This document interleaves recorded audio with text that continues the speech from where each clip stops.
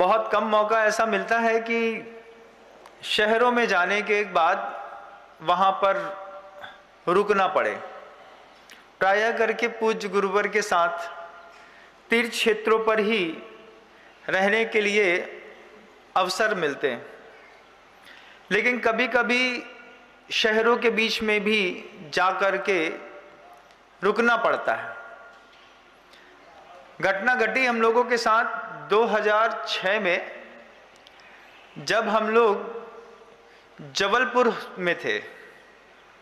लाडगंज दिगंबर जैन मंदिर बड़ा फोहारा में पूज्य गुरुवर 3 दिन के प्रवास के लिए वहां पर पहुंचे। 3 दिन के प्रवास में पूज्य गुरुवर जब वहां पर पधारे तो ऊपर रुकने के लिए व्यवस्था थी, सामने ही मंदिर था। तो अगर आप खिड़की में बैठे तो आपको दिखाई देता है कि मंदिर की वेदियों में कैसे लोग आ रहे हैं और जा रहे हैं। हम लोग बहुत सारे साधुगण एक साथ बैठे हुए थे, जनता को निरंतर देख रहे थे।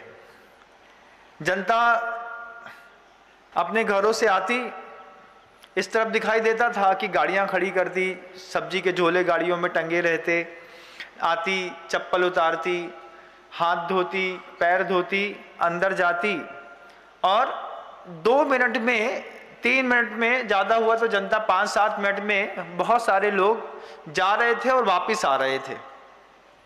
5 मिनट में मंदिर चले गए और 5 मिनट में मंदिर से वापस आ गए। वो जो घर का उपक्रम है वो दुनिया में हर जगह चलता है। अपने जैन समाज के घरों में एक अक्षत का डिब्बा प्राय करके चावल चढ़ाने का अपने यहाँ रखा रहता है। उसमें बिना धुले हुए चावल पड़े रहते हैं। बिना धुले हुए चावल जो होते हैं वो आदमी, मंदिर के लिए जाने वाला व्यक्ति मुट्ठी में भरता है, भर करके और मंदिर जाता है, ढोक देता है, चावल चढ़ाता है, 9 बार नमोकार मंत्र पढ़ता है और वापस चला आता है। ये उपक्रम जैन कुल में प्रायः करके सभी परिवारों में होता है। आप चाहें तो जो आपके घर के अंदर का चावल का डिब्बा है, उस चावल के डिब्बे के चावल को शुद्ध प्रासुक जल से, कुएं के पानी के छने हुए जल से एक बार धो करके भी रख सकते हैं। एक बार धो करके ही आपने चावल के डिब्बे में चावल व्यवस्थित रख दिया 5 दिनों के लिए, 6 दिनों के लिए। जरूरी नहीं है कि आप रोज धो पाएंगे, क्योंकि भोजन करने वाली और चढ़ाने वाली द्रव्य में अंतर होता है। आप चाहें तो उसको पूरा केसर से रंग दीजिए, अच्छे से केसर से रंग करके चावल का डिब्बा तैयार कर लीजिए, लेकिन ऐसी प्रज्ञा लोगों की जगती नहीं है। पहली बार ब्रह्मचारी अवस्था में हमने देखा, बाबूलाल जी बंडा वाले थे, वो पूरी की पूरी उनकी द्रव्य सजी रहती थी, डिब्बे में बंद रहती थी। कहीं भी जाते तीर्थ क्षेत्रों में जितनी पूजा करनी है पूजा करी, बाकी द्रव्य वापस पैक किया और चले गए। घर के अंदरों के जो डिब्बे होते हैं मंदिर के चावल के चढ़ाने वाले, आप चाहें तो कर सकते हैं। क्या कर सकते हैं कि उसको पूरा चावल को अच्छे से धो लिया, धोने के बाद उसको बेबी ब्रांड अच्छी सी केसर ले ली और उस केसर से पूरा अच्छे से रंग लिया। रंग करके पीले पीले चावल से जब आपके घर से आप अपना धुला हुआ चावल लेकर के मंदिर जी में जाकर के चढ़ाएंगे, आपको खुद सुखद अनुभूति होगी कि मैंने अपने उस उपक्रम में थोड़ा और पवित्रता स्थापित कर ली। लेकिन प्रायः करके हमारे घरों के अंदर बस वो जो पुरानी प्राचीनतम परंपरा चली आई है, उसी परंपराओं का हम अनुपालन करते हुए गर्दा धूल लगा हुआ चावल उठाया, भगवान के मंदिर में चढ़ाया और ढोक दिया, नमोस्तु किया, 9 बार नमोकार मंत्र पढ़ा और वापस चले आए। नहीं, सबमर्सिबल के पानी से द्रव्य नहीं धोई जाती है, कुएं के पानी से। नहीं तो बारिश का पानी आप इकट्ठा कर लीजिए और बारिश के पानी से भी आप द्रव्य धो सकते हैं। अब हम लोग देख रहे थे जबलपुर लाडगंज में, ऊपर बैठा हुआ था मैं, मेरे साथ बहुत सारे और मुनिराज बैठे थे। तो जिन लोगों को हम पहचानते थे, जिनसे हमारा परिचय था, जो हमारे लिए सेवा करते थे, वयावृत्ति इत्यादि करते थे, जब हमने उन लोगों को भी देखा, उनको भी देखा कि जल्दी से मंदिर गए, पैर धोया, चावल चढ़ाया, 3-4 वेदियों के नीचे नीचे दर्शन किए और 5 मिनट में आदमी ऊपर आकर के हमारे सामने खड़ा हो गया। जब 5 मिनट में ऊपर आकर के आदमी खड़ा हो गया तो वहां पर हमारे मुनि श्री विशाल सागर जी महाराज जी, जो अभी इस वक्त पूना में विराजमान है, मुनि श्री निरापक्षमण मुनि श्री वीर सागर जी के महाराज के साथ पूना में चातुर्मास कर रहे हैं। हम और विशाल सागर जी महाराज श्री साथ में बैठे हुए थे। विशाल सागर जी महाराज श्री बड़ी अच्छी बात कहते हैं।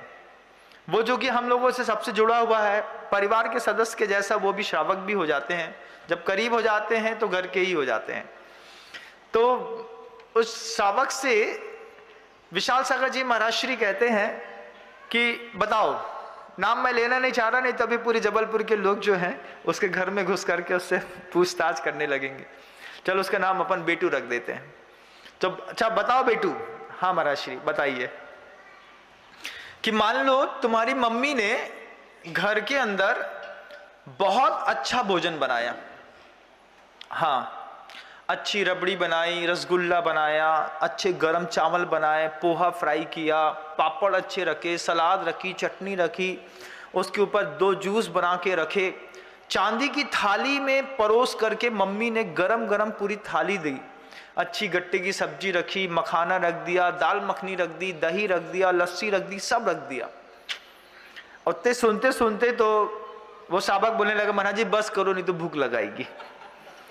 लेकिन विशाल सागर जी महाराज जी समझाना चाह रहे थे उस बात को।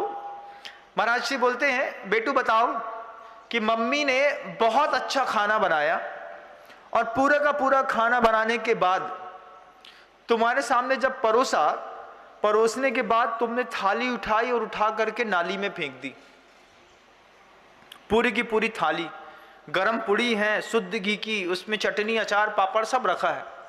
थाली उठा करके जब नाली में फेंकी तो मां को कितना बुरा लगेगा।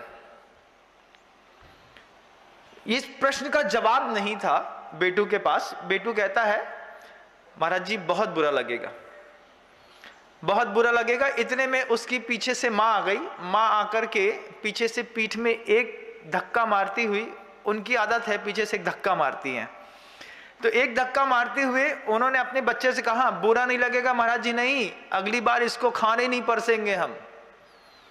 जब पीछे से उनकी मां का समर्थन मिल गया कि अगर इतनी सुंदरतम भव्यतम थाली चांदी की लगा करके आपके सामने परोसी जाए और 1 घंटे की मां की मेहनत को कोई व्यक्ति 5 मिनट में नाली में फेंक दे, तो दोबारा मां कहती है कि हम अपनी 1 घंटे की मेहनत बेकार क्यों करेंगे। विशाल सागर जी महाराज जी को कहने के लिए शब्द मिल गए।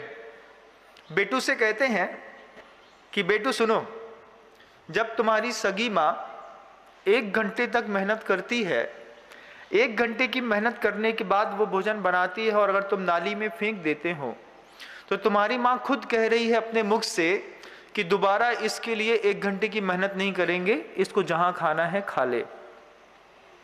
जब मां 1 घंटे के पुरुषार्थ को सहन नहीं कर पा रही तो मां जिनवाणी और जिनेंद्र देव ने कितना पुरुषार्थ किया है तुमको पता है क्या। ये शब्द जब बेटू ने सुना तो सुनते रह गए। विशाल सागर जी महाराज श्री बेटू से कहते हैं, बेटू सोचो, तुमको तुम्हारी मां ने 1 घंटे से खाना बनाया, 1 घंटे की मेहनत तुमने 5 मिनट में बेकार कर दी।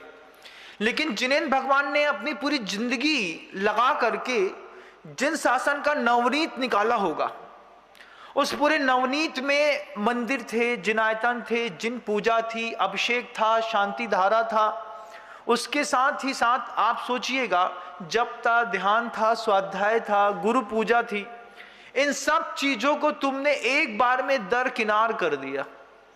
मैं देख रहा हूं तुमको, विशाल सागर जी महाराज श्री कहते हैं, मैं तुमको देख रहा था, तुम 8:10 के अंदर मंदिर के अंदर घुसे और 8:13 के अंदर तुम मंदिर से बाहर आ गए। 3 मिनट में किसी तीर्थंकर की पूरी जीवन की साधना का जो परिणाम था, तुमने सिर्फ 3 मिनट में उठा करके बाकी का बाकी सब नाली में फेंक दिया। जब अंतर्मन को चुभने वाली ऐसी बात मुनिवर के मुख से निकली तो बेटू का चेहरा उदास हो गया। तब विशाल सागर जी महाराज श्री बहुत अच्छे से, बहुत सहृदयी और बहुत सरल साधु, अति सरल साधु, ऐसे पवित्रतम साधु सिर्फ उनका एक ही उद्देश्य रहता है कि दुनिया के जनमानस में जिन धर्म की महती प्रभावना हो, उस महती प्रभावना के उद्देश्य को लेकर के विशाल सागर जी मुनि महाराज श्री बेटू से कहते हैं। बेटू एक काल्पनिक नाम है बंधु, असली नाम मैं बोल नहीं रहा हूं, क्योंकि मैं जानता हूं जब जबलपुर के लोग सुनते हैं तो वो बहुत जल्दी पकड़ते हैं कि विनम सागर से कौन जुड़ा है, विशाल सागर जी से कौन जुड़ा है।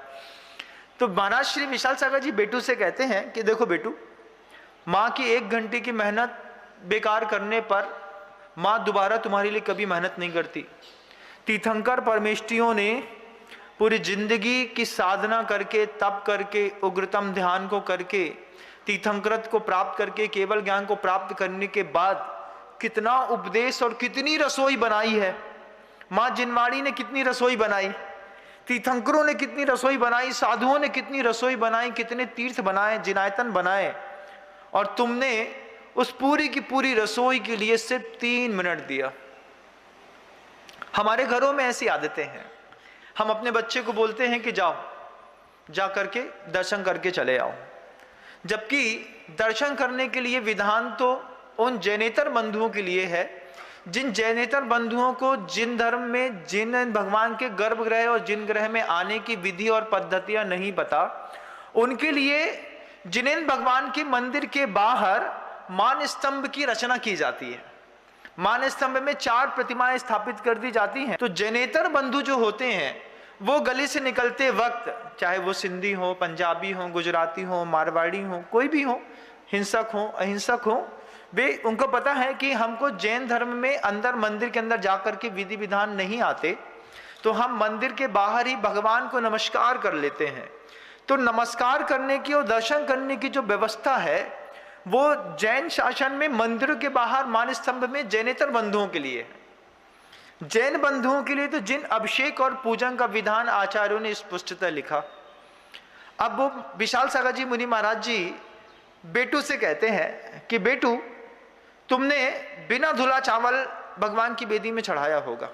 साइड वाली पार्श्वनाथ भगवान की बेदी है, तुम सिर्फ एक बेदी पे गए और एक बेदी पे जाकर के तुमने ढोंग दी, 9 बार नमोकार मंत्र भी नहीं पढ़ा होगा।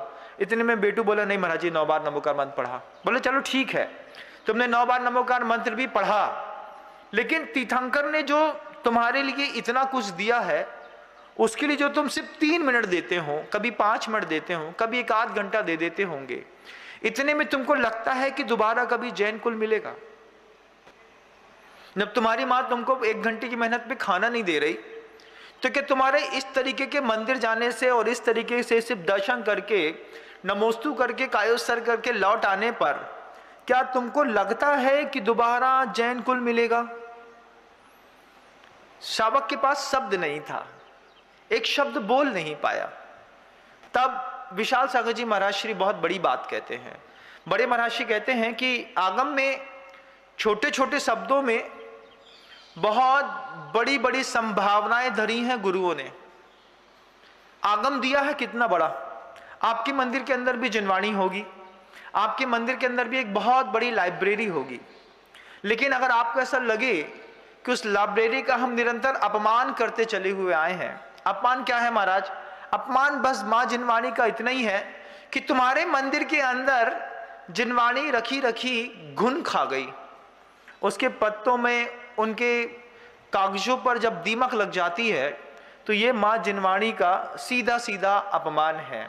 उस समय मंदिर में जब माहौल अभिषेक पूजन इत्यादि के साथ परवराज पर्यूषण का 10 लक्षण धर्म का रहता है, उस वक्त कब पन्ने फट जाएं, निकल जाएं, तो जितनी भी कुमारी बेटियां रहती हैं, इन कुमारी ब्रह्मचारिणी बेटियों का दायित्व बनता है कि मंदिर के अंदर जाकर के जितनी भी जीर्ण शीर्ण पुस्तकें हैं, या तो उनको ठीक कर दें या फिर उनको अलग करके अग्नि समर्पित करके वहां से अलग कर दें।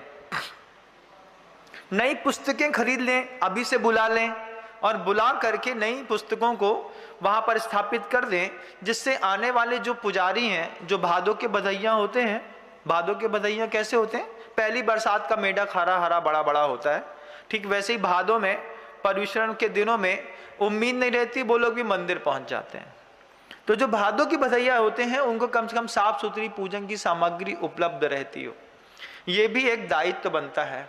और ये भी दायित्व बनता है कि मंदिरों की अलमारी के सबसे नीचे वाले खंड में जो जितनी भी फटी पुरानी जीर्ण शीर्ण दीमक लगी बदबू लगती हुई जिनवाणी की स्थिति हो गई है, उसको आप प्रॉपर एक जगह पहले धूप में दिखा दें, सुखा दें। आपको लगता है कि ये पढ़ने योग्य नहीं है तो उसको किसी मिट्टी में या फिर किसी जंगल में स्वच्छ स्थान पर खेत में जाकर के छोड़ दीजिए। वो धीरे धीरे मिट्टी के साथ मिल करके मिट्टी होकर के व्यवस्थित हो जाएगी, क्योंकि उसमें दीमक लगी रहती है। अगर आप उसको जलाते हैं या पानी में विसर्जित करते हैं तो फिर दीमक सारी की सारी नष्ट हो जाएंगी। उससे सुरक्षित रखने के लिए जैसे वो अपने यहाँ आपके यहाँ अलमारियों में रखी हैं, आप उनको चाहें तो बिल्कुल खुले आकाश में या किसी खेत में अपने घर के किसी गार्डन में खुला छोड़ दें। धूप के प्रकाश से और मिट्टी के संयोग से दीमक अपना स्थान परिवर्तित कर लेते हैं, धीरे धीरे मिट्टी में जाकर के वो अपना स्थान बना लेते हैं और वो जो जीर्ण शीर्ण पुस्तकें हैं वो वहाँ पर व्यवस्थित हो जाती हैं। ऐसे श्रावक करते हैं। विशाल सागर जी महाराज श्री बेटू से कहते हैं कि तुमने भगवान को सिर्फ 3 मिनट दिया और आगम के एक छोटे से शब्द में कितनी संभावनाएं हैं तुमको पता भी नहीं है, तुमको वो कितना बदल सकते हैं। लेकिन पिछली बार अगर तुमसे पूछे कि तुमने कब कौन सा ग्रंथ उठा करके पढ़ा था, तो जैन कुल के बहुत सारे परिवारों को सोचना पड़ेगा कि हमने जिनवाणी कब पढ़ी थी। अच्छे साधु के समीप में जाकर के हम शांति धारा अभिषेक कर लेते हैं, पूजन करना भूल जाते हैं। पूजन करने को हम ज्यादा महत्व नहीं देते, क्योंकि पता रहता है कि उदक चंदन तंदुल पुष्प गई कर दी, इसका मतलब भी पूजा होती है, तो आपने करके चले आए। लेकिन महाराज श्री बार बार इस बात को पूरी जगत के लोगों को प्रेरणा देते हुए कहते हैं कि इतने मात्र से तो तुम्हारा कल्याण नहीं हो जाएगा।